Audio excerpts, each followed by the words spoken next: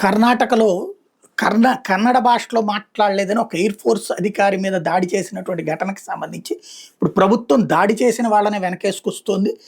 ఆ ఒక CCTV footage చూపెడుతోంది. అందులో ముందుగా స్క్వాడ్రన్ లీడరే ఇదే అక్కడ కమాండర్ బోస్, వింగ్ కమాండర్ బోసు, ఆయన భార్య స్క్వాడ్రన్ లీడర్ మధుమిత ఇద్దరు అవతల వాళ్ళ పట్ల దురుసుగా ప్రవర్తించారన్నది ప్రొజెక్ట్ చేసుకొచ్చింది. సీసీటీవీ దృశ్యాల ప్రకారం ఫుట్‌పాత్ మీద నిల్చున్న నిందితుడు వికాస్ కుమార్ మీద తొలుత బోస్ దాడి చేసినట్టుగా కనిపించింది.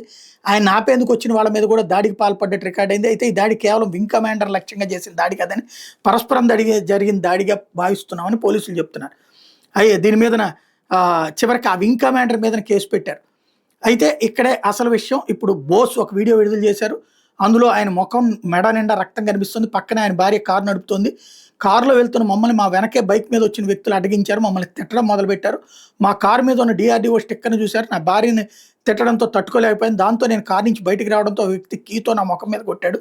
దాంతో నా ముఖం అంతా రక్తం గారింది. మిమ్మల్ని రక్షించే వ్యక్తులతో మీరు ఎలాగైనా వ్యవహరించేదని నేను గట్టిగా మాట్లాడాను. కానీ ఆశ్చర్యంగా చాలామంది వ్యక్తులు వచ్చి మమ్మల్ని దూషించడం మొదలుపెట్టారు. ఒక వ్యక్తి రాయి తీసుకుని కారు అద్దాలను నా తల పగలగొట్టాలని ప్రయత్నించాడు.